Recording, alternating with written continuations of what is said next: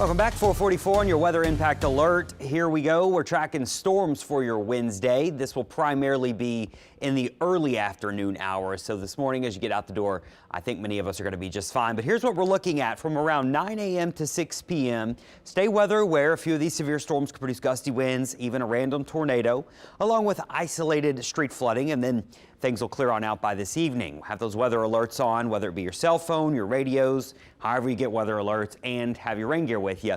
You are likely going to need it. So rain chances are very high.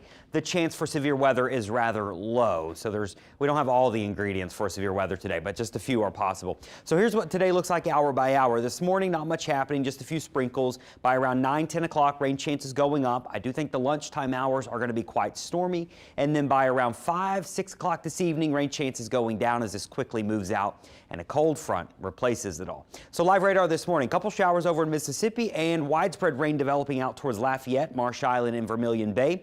This is our first sign of thunderstorms developing. You can see some lightning popping up right over Marsh Island, but we're doing pretty good here across southeast Louisiana. Just have a couple showers over in St. James and up into parts of Ascension and Assumption parishes, but the heavier rains back towards New Iberia and Lafayette. Now, eventually, these storms are going to start to march our way. Let me show you with precision cast. You can see these bigger thunderstorms staying out to our west through the early morning, but here we go. They start to get some movement by around lunchtime. We've got some stronger showers and storms.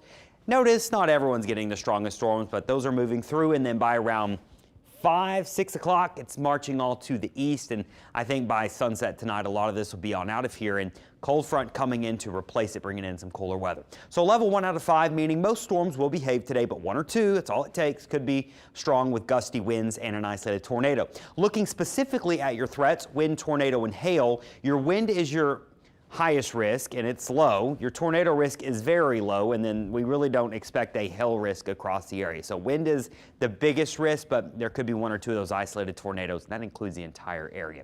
So that's what's going on with our severe weather threat today. Let's fast forward into next week with the tropics. Sarah is trying to form within maybe today or tomorrow. This is sitting just south of Jamaica.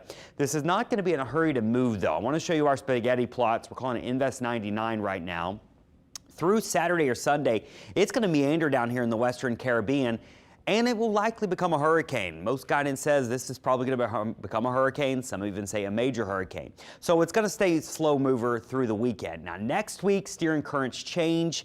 And yes, we do think we could have a hurricane in the Gulf of Mexico by early next week. Now, right now, the steering currents are going to be heavily influenced by a big cold front coming in. That big cold front would come our direction around Wednesday or Thursday, which would likely steer this more so to Florida. So Florida may not be done with hurricane season. My concern level, I know this is one model. That's a much weaker system trying to get up to us with that model. These are stronger systems, a hurricane heading to Florida. So I'm not really concerned with this, but Florida definitely needs to keep an eye on that one. And once again, that's with a big cold front coming through the middle and end of next week. So that's about a 8-day forecast from now, so still a lot of unknowns with it. But here's what we've got after our weather impact alert today in storms. We got great weather, cool mornings return. Look at Friday and Saturday mornings in the 40s and 50s.